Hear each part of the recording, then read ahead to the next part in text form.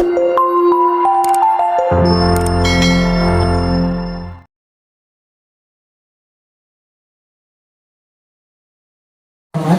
Dr. Andes Haji Rusdi Biring MA, yang kami hormati Ibu Rismawati Rum SAG MPDI, yang kami hormati Bapak Alimuddin SAG, yang kami hormati selaku Ketua KKM Kabupaten Tanah Bumbu, dan seluruh Bapak Ibu Kepala Madrasah sekalian yang berhadir pada hari ini.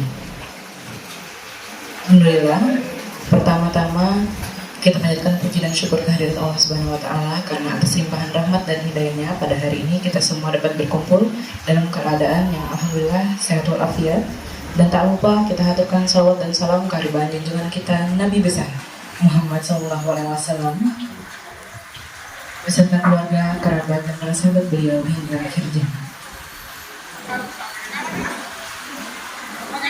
Baiklah, untuk memasuki acara yang pertama yaitu pembukaan, marilah kita sama-sama membuka kegiatan pada hari ini dengan mengucap basmalah.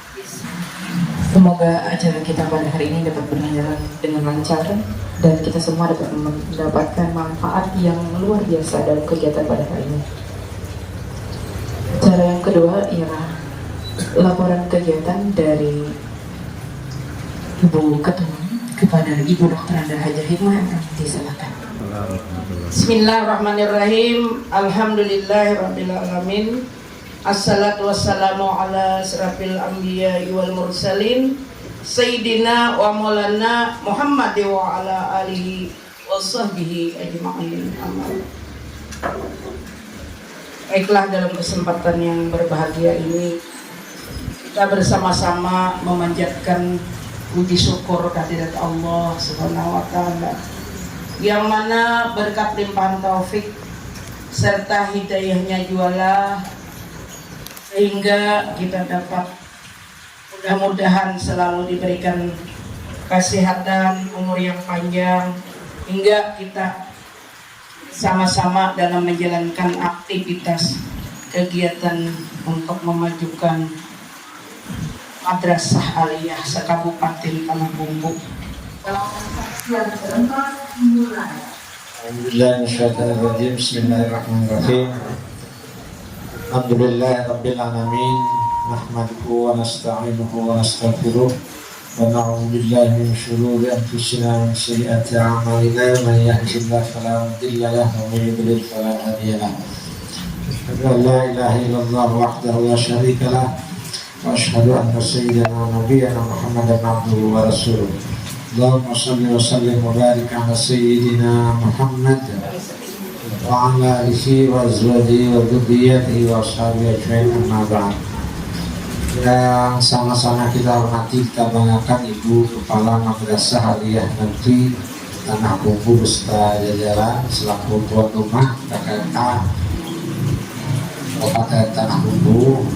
Yang sama-sama kita hormati Ibu Pengawas Madrasah Hatirum, yang menghormati dan membanggakan Bapak dan Ibu Kepala Madrasah Aliyah Kabupaten Tanah Bumbu. Namanya kalau ada undang-undang, kalau ada materinya jadi lu bingung jawab yang perlu disampaikan.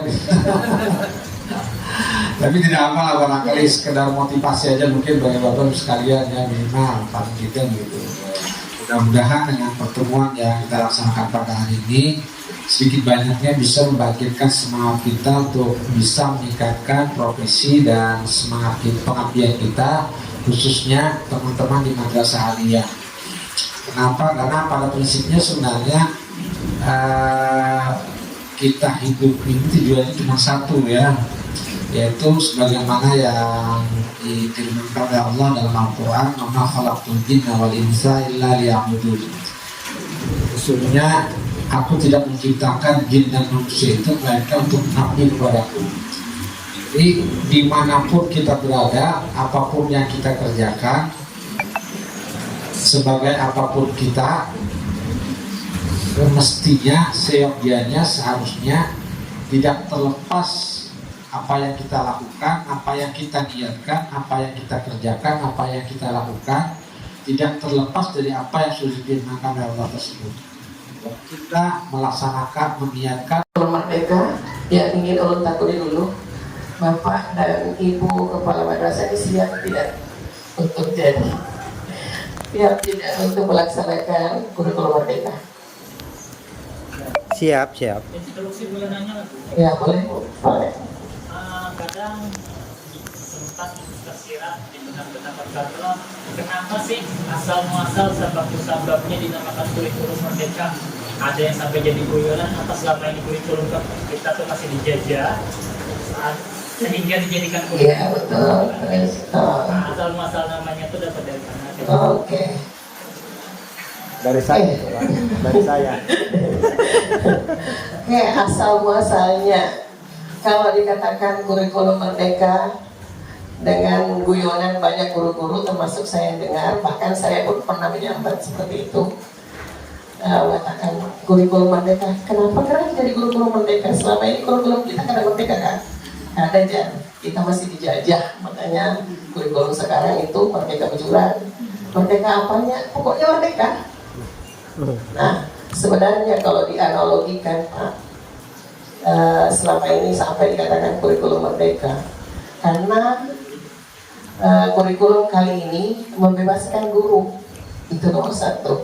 Selama ini guru itu disibukkan dengan administrasi. Ya Bapak, setiap mau PKKM lah kasih mulai RPP, lah kasih kita supervisi. Nah itu karena yang paling dicari di PKKM, ya kan Pak? Nah sekarang kalau melihat bahkan pada saat kita pelatihan IKM itu terlihat sulit, tapi ternyata pada saat pelaksanaan justru lebih memudahkan guru. Ya. Nah sekarang karena Pian tadi mengatakan bahwa kita dijajah, nah pola pikir Pian lah yang harus diubah. Makanya yang muncul pertama untuk IKM itu adalah growth mindset, perubahan pola pikir. Ya Pak. Jadi pola pikir Pian yang harus diubah dulu. Mindset rekan-rekan tuh biasanya kan ketika sudah anak PKKM itu merasa dijajah harus kesana. Jujur benar. Jujur benar. Nah sekarang pola pikir kita inilah yang harus diubah. Dan yang pertama diubah adalah kepala madrasahnya dulu. Kalau kepala madrasah kada bisa berubah, jangan harap guru-guru di sekolahan bisa. Nah sebenarnya ini pernah seandainya ada KKM sebelum ada kegiatan PKB kita hari ini, mungkin sudah lama hendak belum berikan ini supaya lebih mudah menyampaikan ke guru-guru. Jadi ini pola pikir dulu yang kita mau ubah. Nah guru Pian itu nanti anggapannya seperti ini. Saya dulu pintar, saya ingin mengubah dunia. Sekarang saya bijaksana, saya ingin mengubah diri saya sendiri. Itu menurut Jalaluddin Rumi. Dan itu salah satu filosof Islam. Ya Pak? Ya. Nah, sekarang dulu memang kita pintar, rata-rata pintar ya. Dan kita pada saat pintar itu berniat untuk mengubah dunia. Benar lah, betul-betul punya semangat 45, mau mengubah apa aja yang ada di depan kita. Kemudian berubah menjadi sekarang saya bijaksana, saya ingin mengubah diri saya sendiri. Nah, kalau dulu kita bisa egois, nah sekarang kita dituntut untuk bisa bijaksana. Nah itu salah satu filosofi Islam yang mengatakan seperti itu. Nah, ini juga salah satu alasan sampai pola pikir kita itu harus dirubah. Ketika guru sudah berhenti belajar, maka dia layak mempertimbangkan diri untuk segera berhenti menjadi guru. Jadi kalau ada guru yang mengatakan seperti tadi Pak, ada ini Pak, nanti sudah pengen jadi guru, kita repot lagi tuh. Ya loh Pak. Jadi kalau misalnya semua apa-apa informasi yang diterima itu semua diterima negatif, nah berarti itu guru memang tidak mau belajar, mau stay di zona nyaman terus, tidak mau berubah. Kalau kita selalu berada di zona nyaman, Yang merasa loh kalau kita nggak pernah berubah-berubah, ya hidup kita kayak itu aja terus. Sama pada saat pembelajaran kayak itu juga.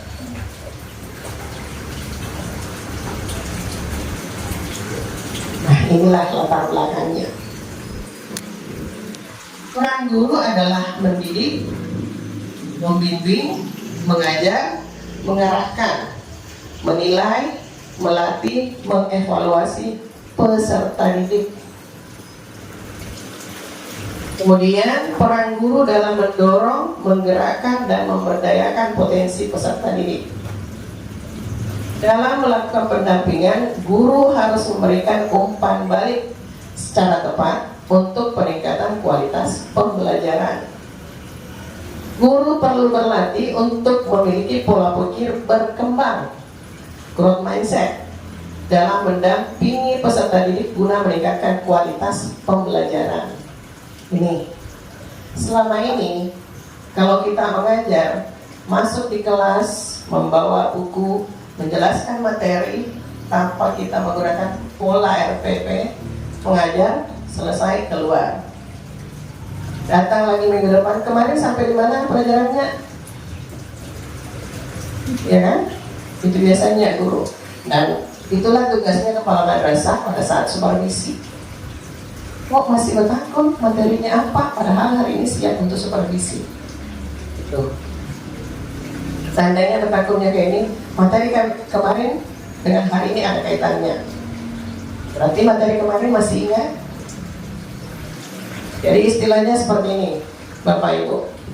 Bukan menggurui lah, hanya sekedar kita berbagi bahwa semua guru punya kelebihan, punya kekurangan.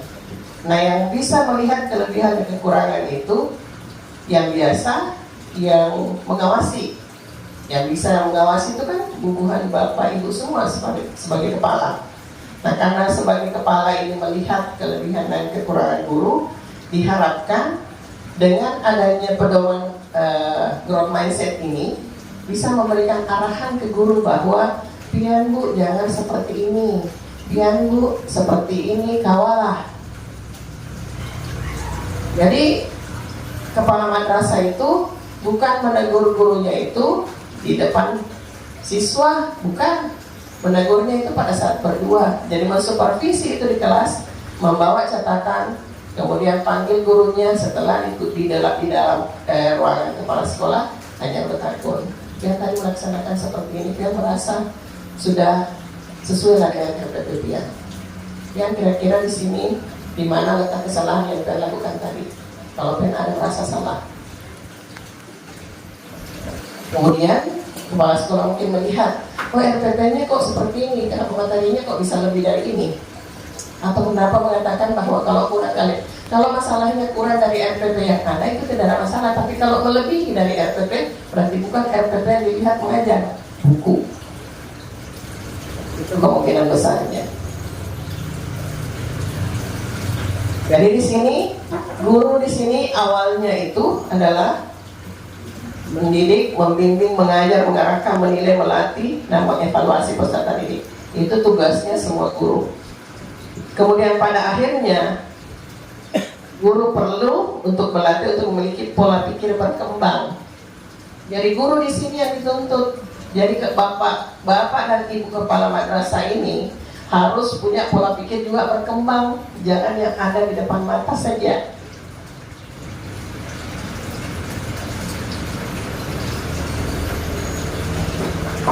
Nah, masih ingat ini? Bapak Ibu, tugas guru Permendikbud nomor 15 tahun 2018. Karena kita sebagai kepala sekolah adalah tugas tambahan. Hidayahnya jualah sehingga kita mudah-mudahan selalu diberikan kesehatan dan umur yang panjang hingga kita dapat bisa memajukan Madrasah Aliyah Sekabupaten Tanah Bumbu dengan diadakan PKB ya, pelatihan atau BMTIK Kepala Madrasah Sekabupaten Tanah Bumbu. Salawat dan salam marilah kita bersama-sama mengaturkan kepada keharibaan junjungan Nabi besar Muhammad Sallallahu Alaihi Wasallam Allahumma shalli wa sallim serta alaihi. sahabat kerabat dan pengikut beliau ila yaumil qiyamah. Yang sama-sama kita hormati Ibu narasumber dari Pasprov Provinsi, yaitu Ibu Zulfah Mahdalina SPD MSI kan.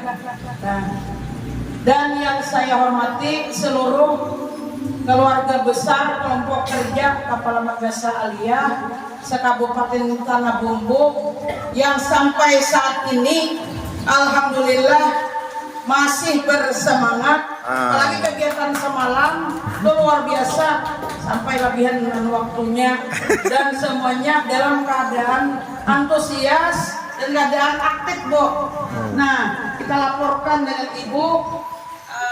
Pemateri adalah Bapak Kepala Kantor Kementerian Agama Kabupaten Tanah Bumbu, Kasdanya Ibu Rismati Rom, dan juga moderasi adalah Bapak Kepala Seksi Pendidikan Madrasah.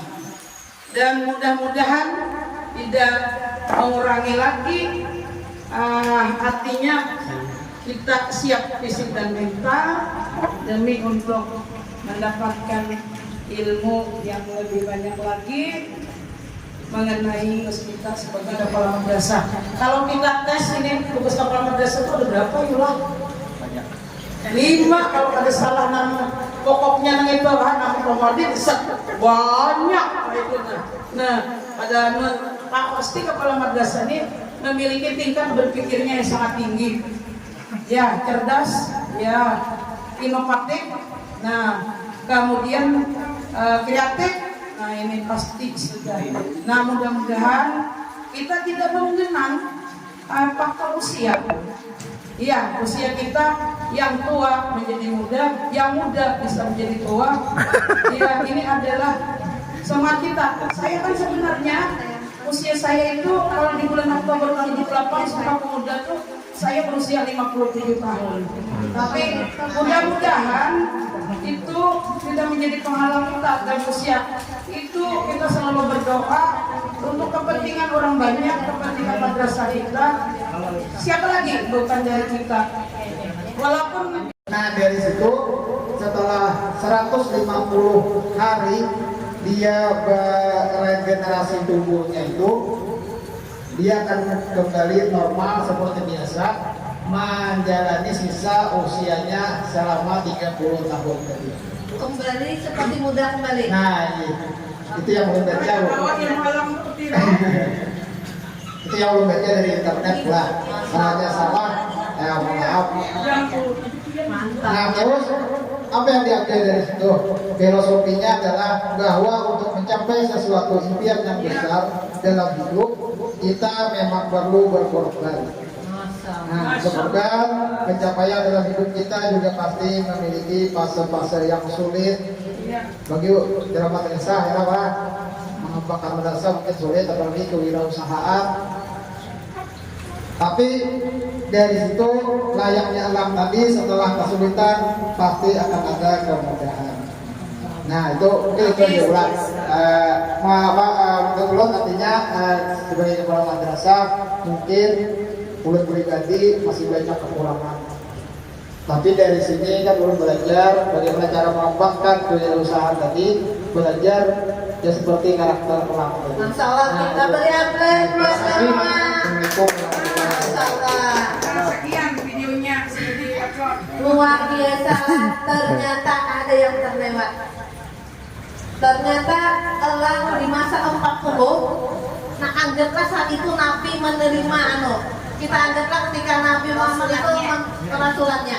Saat itulah kembali merepres. Beliau sudah baik. Sebelumnya itu ketika dalam kandungan beliau sudah baik. Memang beliau adalah manusia pilihan. Tetapi ketika beliau ada masa titik balik, bukan meringkut ada kerja nama aja. Kan belajar itu kita, Tuhan aja. Nah, bapak jangan lupa lo ikam aja, tolak ya. Bapak sudah Tuhan, ada bapak dua ini. Itu berarti tidak bisa berfungsi sebagai tulang. Tulang akan gigi untuk memberikan kekuatannya, ya kan? jadi Bapak Ibu kita sepakat yang ada di ruangan sini ingin salah satu sifat kita sebagai kepala madrasah sifatnya adalah sebagai elang. Dan yang lain-lain, nah ini sifat elang si binatang ciptaan Allah. Dan kita manusia adalah sebaik-baiknya ciptaan dari Allah. Artinya kita tentulah harus lebih baik dari si elang. Itu kuncinya itu. Elang aja bisa berkarakter sebaik itu. Tambahan dari Bapak tadi, apalagi kita sebagai manusia harus lebih baik daripada elang. Memang ada dua. Manusia itu bisa menjadi lebih jahat dari binatang, tapi bisa lebih mulia daripada malaikat. Nah, sekarang kita mau berada di mana? Pilihannya ada dua pilihan. Sebelum itu, memang materi kita banyak, tapi menurut Ulut ini sangat penting disampaikan. Bagaimana ini? Merepres pikiran kita. Atau kita belajar apakah bagian pian kita memperdalam. Karena pembelajaran kita ini tadi sebenarnya ada lagi video. Tapi video ini banyak kayak waktunya.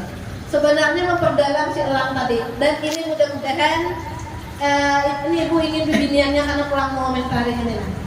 Ini adalah cerita klasik dan mungkin menjadi motivasi klasik tentang arang dan berlian. Arang dan berlian memiliki nilai yang sangat jauh berbeda.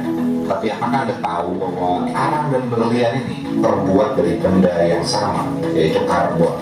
Ini cukup menarik karena karbon yang sama ketika dibentuk menjadi arang memiliki nilai yang sangat rendah sekali, bahkan dinilai dalam bentuk kilowatt. Pada saat audio ini direkam, 1 kilogram arang memiliki nilai sekitar Rp10.000. Tapi karbon ketika dibentuk menjadi berlian memiliki nilai yang sangat tinggi sekali. Berlian dijual dalam hitungan karat. 1 karat adalah 200 mg. Saat audio ini direkam, harga 1 karat berlian atau 200 mg berlian berkisar di antara 45 juta hingga 240 juta rupiah. Ya, betul, dengan 200 mg berlian saja Anda sudah bisa membeli puluhan ribu kilogram arang.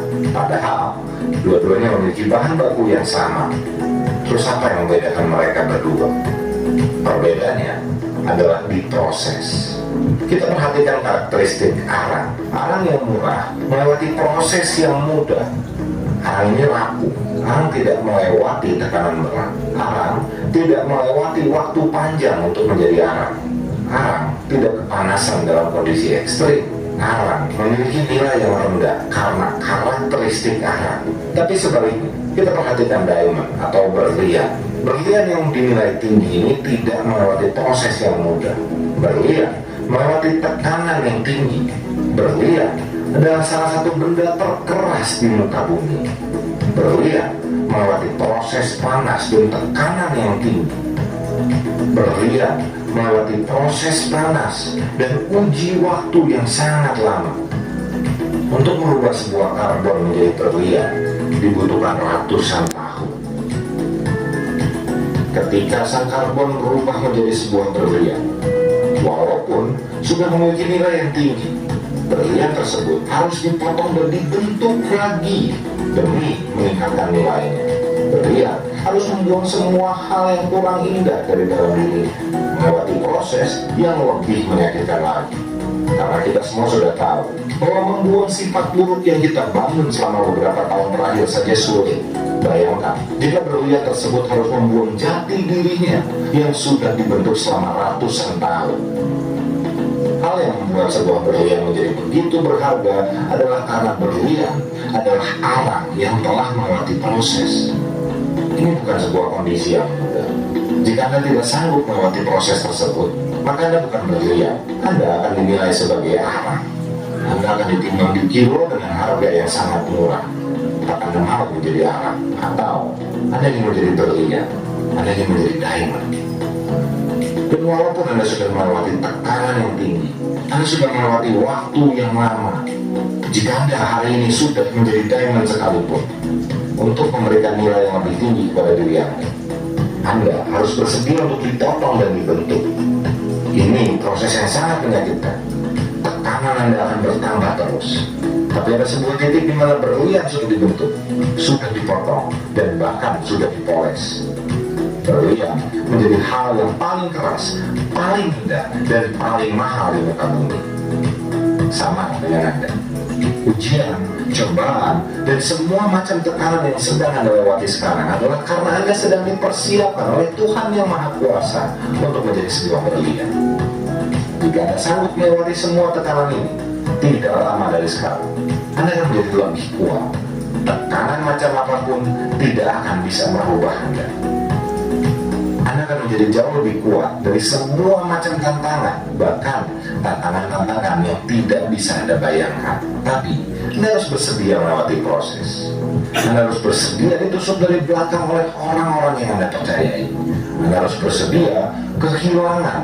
Anda harus bersedia ketika hasil yang Anda harapkan sudah berada tepat di depan mata Anda dan secara tiba-tiba semuanya hilang. Anda harus bersedia untuk melawan rasa emosi Anda. Hanya ada dua hal yang bisa Anda lakukan. Anda bisa menyerah di bawah tekanan, terbakar, dan hanya dinilai sebagai akhir.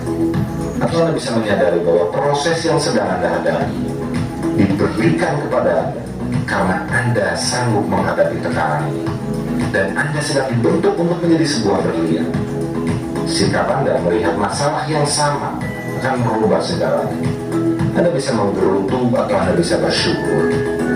Masalahnya akan tetap sama, tapi cara Anda menghadapi masalah tersebut akan berbeda.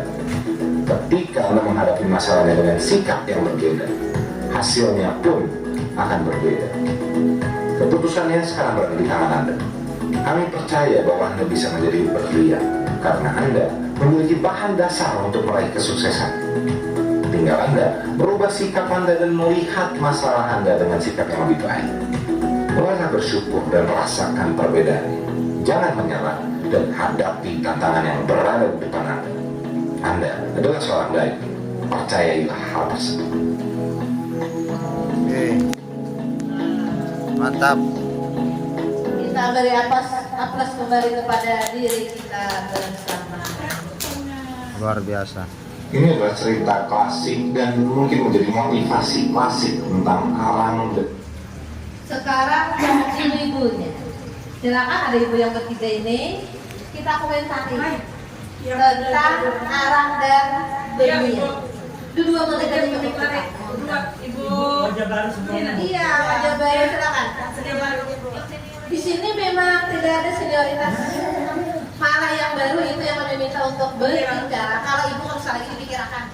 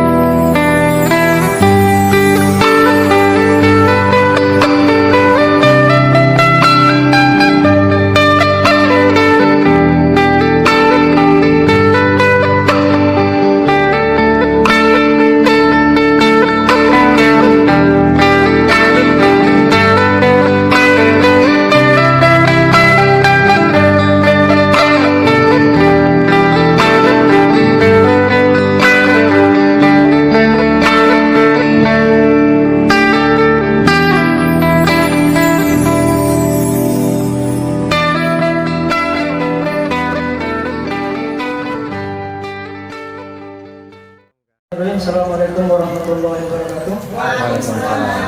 Yang kami hormati Ibu Pemateri dan kawan-kawan, Bapak Ibu, Kepala Madrasah alias Dana Buku. Alhamdulillah, kelompok 1 diberikan tugas poin ketiga. Ilustrasinya adalah suatu hari kantin yang dikelola oleh siswa di madrasah bla bla bla nampak ramai pada saat jam istirahat. Petugas kantin hanya 2 siswa. Saat itu Komar melihat Udin mengambil kue sejumlah 3 buah. Tapi saat membayar, Komar mengetahui kalau Udin hanya membayar 1 harga kue saja. Padahal yang diambil 3. Siswa yang melayani di kantin madrasah tidak mengetahui hal tersebut. Berdasarkan ilustrasi nomor 3, kami menelaah bahwa madrasah sudah mampu membimbing siswa untuk memiliki jiwa usaha.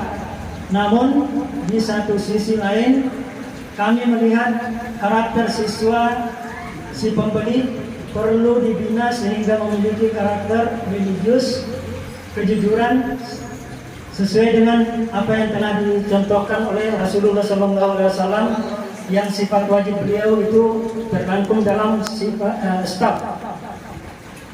Selanjutnya tindak lanjut, madrasah menambahkan petugas siswa yang diberikan tugas untuk mengawasi serta menempelkan gambar-gambar ilustrasi yang mengajak untuk berbuat jujur dan menghimbau bahwa sifat jujur atau bahaya yang dapat diambil dari ketidakjujuran.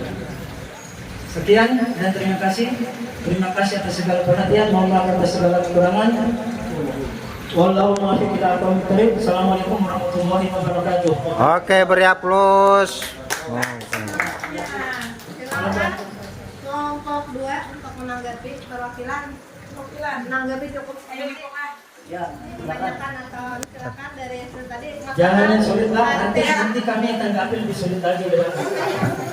Dari kelompok 2 adalah tadi petugas kantin hanya 2 orang saja.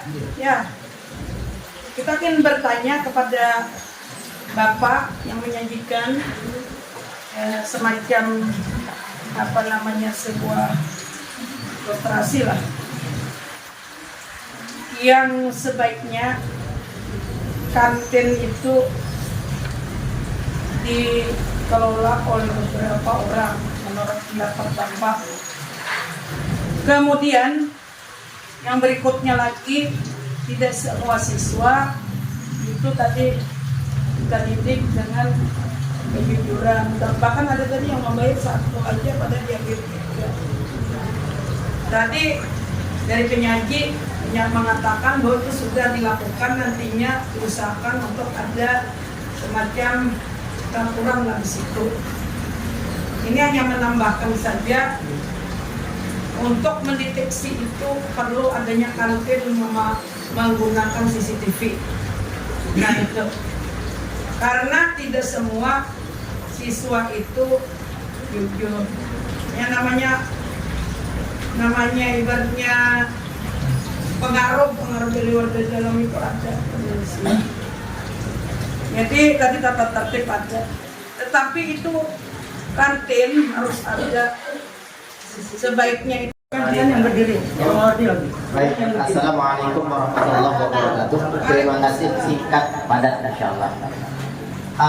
Dari penyampaian Bapak ada beberapa poin yang saya simak.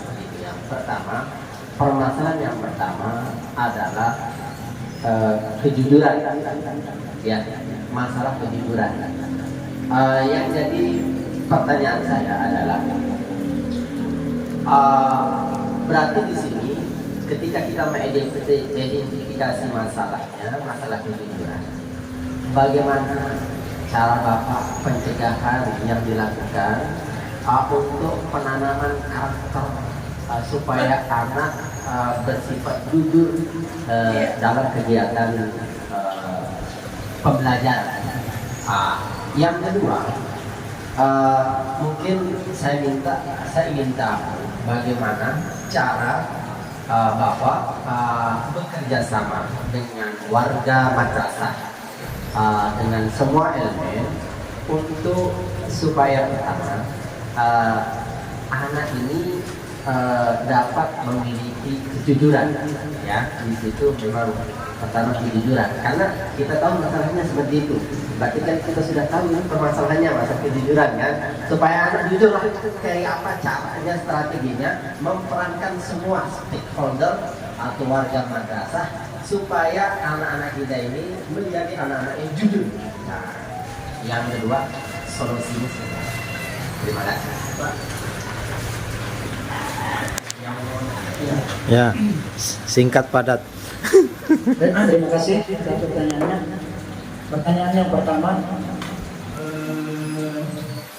bagaimana menanamkan ya karakter jujur, kejujuran kegiatan pembelajaran kepada anak.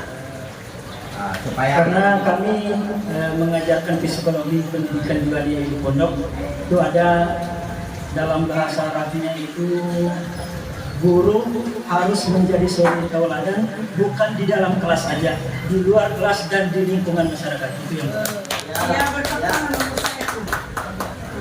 yang kedua, Pak. Mau bekerja sama. Ya, yang kedua saya dengar tadi bagaimana pencegahan, memperankan semua warga.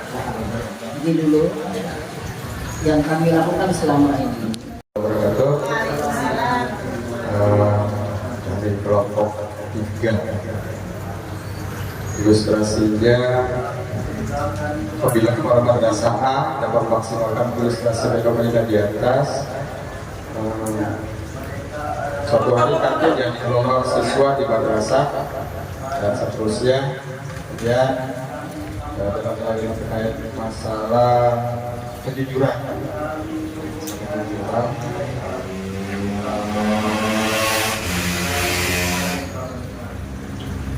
Kami adalah Tuhan kami dan kami sudah menyelesaikannya.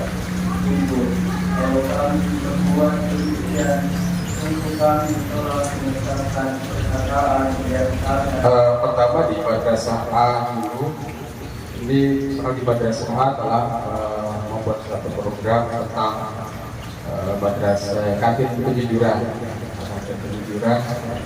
yang mana seperti tadi dipaparkan kawan-kawan kelompok yang lain, itu siswa dibebaskan melakukan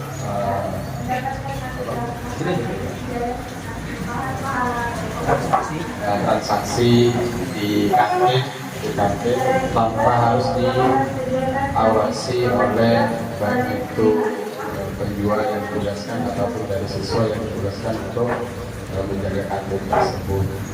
Kemudian terkait ada madrasah B yang tidak dapat atau masih gagal melakukan hal ini, ada beberapa solusi. Walaupun misalkan sama telah melakukan tapi kejujuran tapi masih gagal, ada beberapa tips atau solusi, yaitu memberikan tanggung jawab kepada siswa. Satu, memberikan tanggung jawab kepada siswa seperti dalam hal kewirausahaan, membuat satu produk, kemudian produk tersebut dijual di kantin madrasah itu sendiri. Kemudian karena siswa tersebut memiliki tanggung jawab, memiliki satu keinginan untuk menghasilkan daripada yang dibuat, maka siswa tersebut berusaha untuk membuat produk tersebut yang sebaik-baiknya. Kemudian dari hasil tersebut, siswa tadi yang mana di dalamnya itu termasuk siswa-siswa yang memiliki karakter atau sifat-sifat yang tidak mumpuni tadi, termasuk kejujuran tadi, siswa tersebut merasakan bahwa untuk mendapatkan satu hasil harus berusaha keras, dan apabila tidak mendapatkan hasil dari satu produk, maka akan muncul rasa ketidakpuasan. Maka dari itu muncullah pada diri siswa tadi, peserta didik tadi, bahwa kalau kebiasaan tadi sering dilakukan misalnya kejujuran, dan itu terjadi pada diri saya, dan saya menjual produk itu, dan ternyata dari hasil yang seharusnya saya peroleh atau tidak saya dapatkan, maka akan menjadi satu yang berjuang pada peserta didik tersebut. Kemudian selain terkait produk, juga ditanamkan karakter siswa. Permasalahan yang dihadapi adalah madrasah yang dipimpin oleh saya sendiri itu berada di desa yang dikelilingi oleh persawahan dan perkampungan penduduk berjarak kurang lebih sekitar 1 km dari madrasah. Lahan luas tidak terawat, sedangkan siswa lebih menyukai siswa-siswa kami ini lebih menyukai sifatnya senang dengan kegiatan-kegiatan sifatnya rendah, gitu ya. Kenapa bergerak sendiri? Mungkin bawa gitar, gitu ya. Cuma yang dihadapi oleh kami ini, madrasah kami ini tidak berhasil seperti madrasah Az-Zikra yang dipimpin oleh Pak Syafruddin. Beliau sama posisinya seperti kami, tapi beliau berhasil karena memang beliau ini memiliki jiwa kebiasaan yang sangat luar biasa, motivasi beliau, kreativitas, konstruktif yang memang didukung oleh stakeholder beliau yang kerjasama di dalam membangun luar biasa sifat gotong royong. Kami ini belum ke sana, makanya alhamdulillah kami sedikit banyak diskusi dengan beliau, dan alhamdulillah ini ada gambarnya sehingga kami semangat. Kami ini bisa, kayaknya bisa, kayak beliau ini bisa. Setelah kami menggali potensi-potensi yang ada di madrasah kami, sangat kayaknya sangat berpotensi sekali untuk pertama menjadi madrasah yang unggul berprestasi. Karena apa? Didukung oleh lahan yang luas, siswa senang belajar yang sifatnya gerak. Maka dari itu kami ini mendatangkan pelatih sepak bola, mendatangkan. Kebetulan di sekitar situ itu ada guru olahraga dan beliau adalah pemain sepak bola tingkat provinsi, ya, dan itu kita manfaatkan untuk menjadi pelatih supaya dia sebagai penyemangat dulu awal. Yang kedua, kebetulan di situ ada sarjana seni, alumni UNLAM yang baru lulus. Wah, beliau semangat ini. Kita rangkul itu, sehingga kita setelah kita memberikan gambaran, dibuatlah sanggar seni supaya lebih terorganisir. Kami untuk solusinya ini Bu ya, untuk menumbuhkan semangat supaya termotivasi gitu ya. Kami akan menampilkan drama prosa untuk menyambut Hari Pahlawan. Sebagai kisahnya adalah tentang potensi madrasah, program unggulan yang akan kita sampaikan untuk nanti presentasi, nanti siang kita nanti bisa presentasikan hasil praktek baik yang kita laksanakan pada hari ini. Baiklah.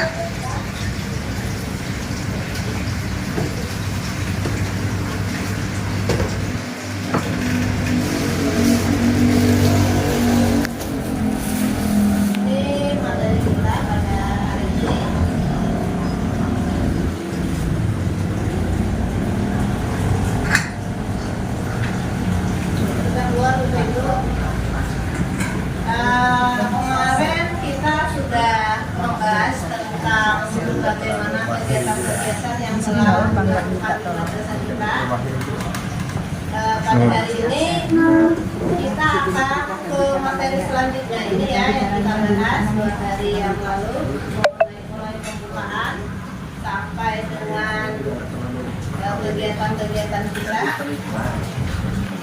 Sekarang ini yang kemarin ya. Nah, pada hari ini kita akan ini tugas Bapak Ibu kemarin, dan juga insya Allah akan kita presentasikan hari ini. Selanjutnya kita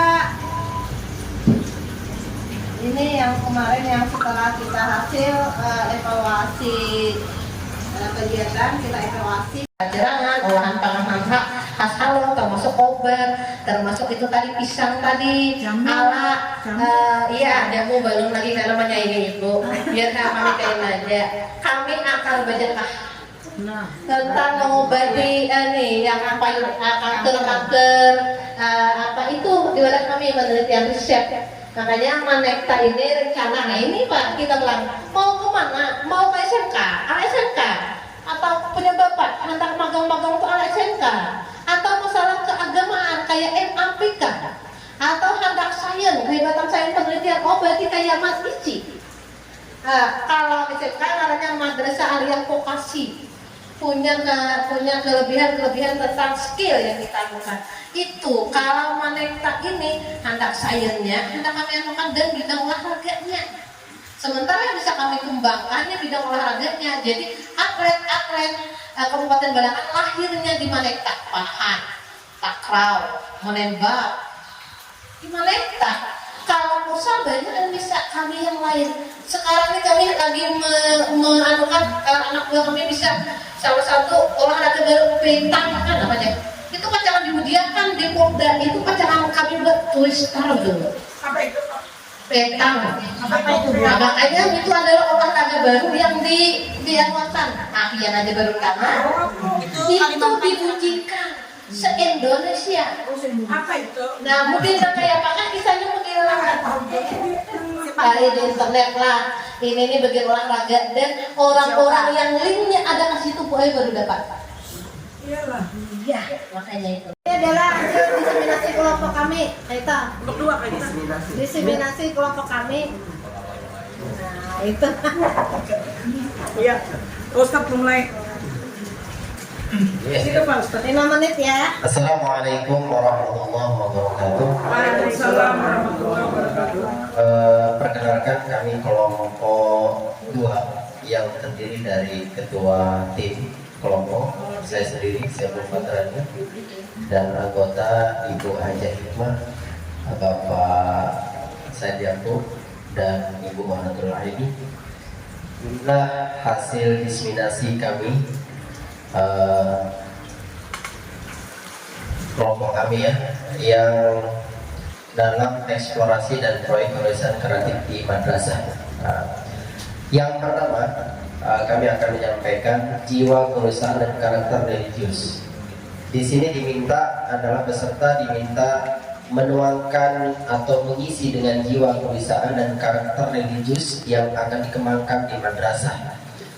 Jadi di madrasah kami, Bapak Ibu semuanya, di madrasah kami ini, kegiatan di madrasah kami menanamkan pembiasaan religius dengan melaksanakan kegiatan-kegiatan sebelum masuk kelas seperti sholat duha berjamaah dan hafalan surah-surah pendek sekitar 45 menit sebelum masuk pembelajaran. Dan yang selanjutnya pembiasaan untuk menanamkan religius, kegiatan-kegiatan kami di sekolah atau di madrasah melaksanakan sholat wajib secara berjamaah setiap hari, dan untuk kegiatan mingguan seperti setiap hari Jumat siswa kami diminta untuk menyisihkan sebagian uang belanja untuk kegiatan syarah Jumat, dan hasil sedekah tersebut akan dilaksanakan ke masyarakat seperti kepada anak yatim, fakir miskin, dan orang tua jompo. Janda Pang. Dan kegiatan tersebut akan bekerja sama dengan pihak-pihak luar madrasah seperti RT, RW, Kadus, Kepala Desa, Dan tidak penting, yang paling penting buat kami adalah kami akan bekerja sama dengan media-media massa untuk mempublikasikan kegiatan-kegiatan kami. Dan ini hasil daripada jiwa kewirausahaan dan karakter religius. Dan untuk poin kedua yang insya Allah akan disampaikan oleh Ibu yang keempat beliau. Ya, Pak Said Yakub, insya Allah.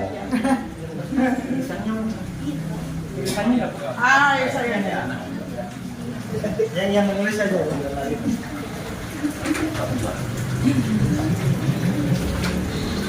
Oh, bersemangat. Ya.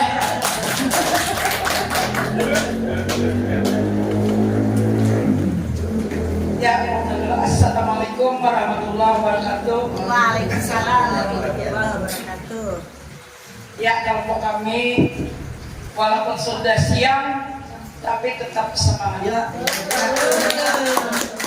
Dua kebaruan yang bersumber dari potensi yang dimiliki madrasah.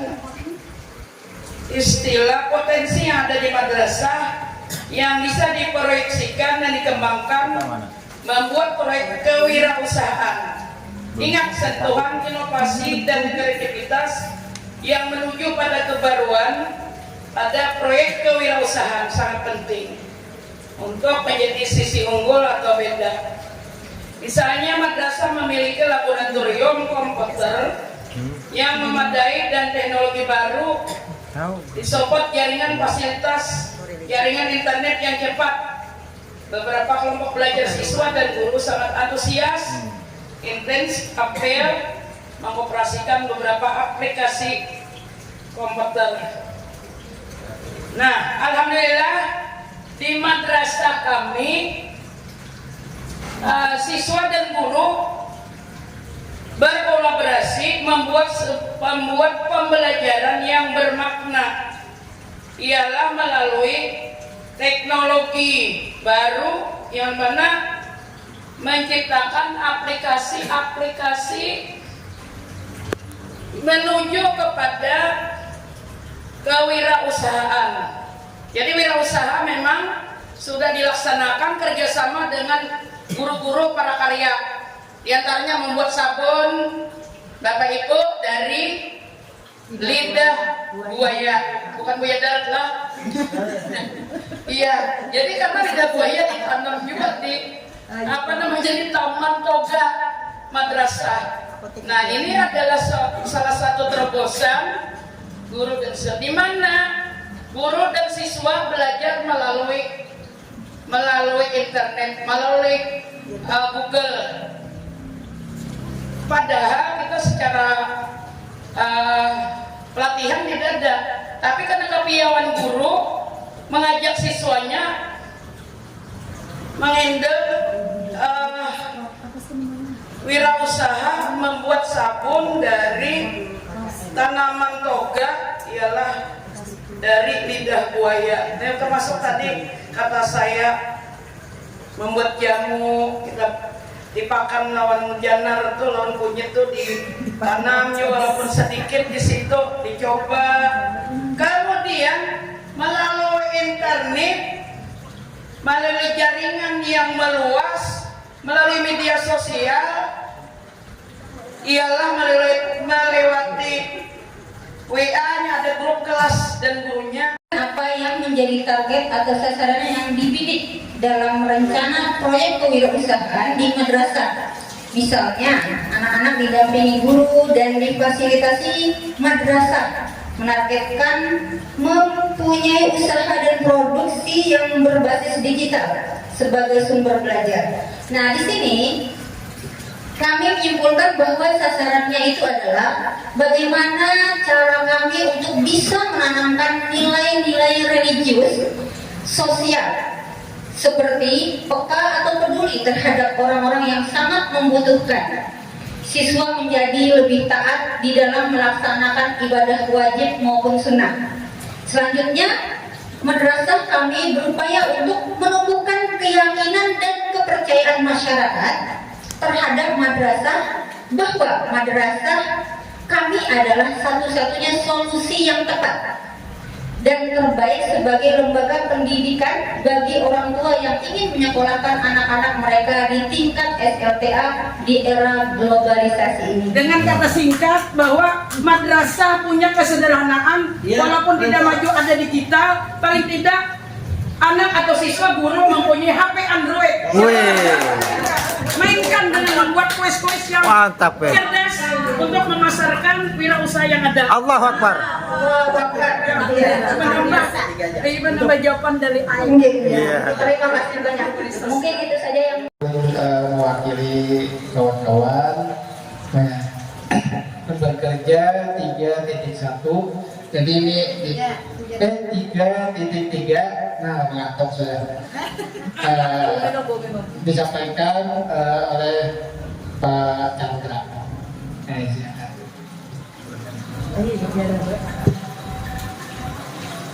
Ya, bismillahirrahmanirrahim. Assalamualaikum warahmatullahi wabarakatuh.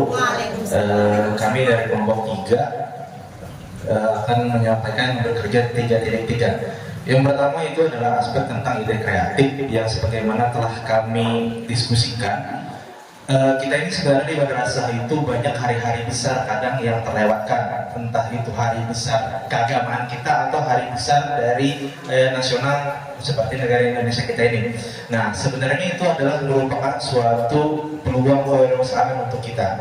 Nah, mungkin yang di sini kami ambil di Madrasah Ulun tidak seperti di madrasah Pak Muslim yang ada dengan SDM dari alaminya, dari apa namanya?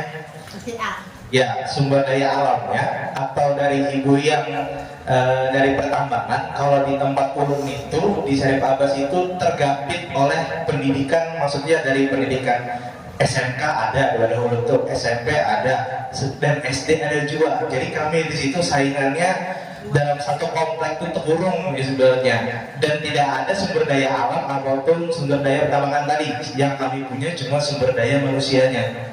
Nah, jadi di situ tadi kami maksimalkan anak-anak kita ini, ibaratkan itu adalah berlian yang belum terasah.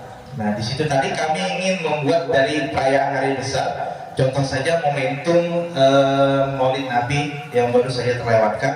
Bagaimana biar di situ potensi lokalnya adalah warga madrasah sendiri, yang mana bisa kita kembangkan dalam bentuk kegiatan pentas seni. Pentas seni dalam sini maksud misalkan teatrikal, kemudian ada musikalisasi puisi, dan lomba-lomba yang lain. Kemudian yang jadi aspek luar biasanya itu kita bisa adakan bazar gabungan antara misalkan madrasah alias tukang bumbu. Jadi kita tampilkan di sana semua produk-produk hasil dari madrasah kita masing-masing. Selain sebagai sarana promosi, juga sebagai sarana untuk mengembangkan diri. Selanjutnya kolaborasinya selain dengan madrasah setanah bumbu, madrasah alias tanah bumbu, kita bisa undang misalkan warga sekitar, karena kami dekat dengan kantor desa. Biasanya kantor desa itu mengirimkan perwakilan juga dari LWK, biasanya datang ke tempat kami. Selanjutnya kita bisa memanggil atau mengkoordinasikan dengan misalkan Diskominfo, kemudian misalkan Humas Tanah Bumbu nanti dipanggil ke acara kita itu. Jadi di sana bisa kita memberikan promosi bahwa madrasah ini ada secara luasnya seperti itu.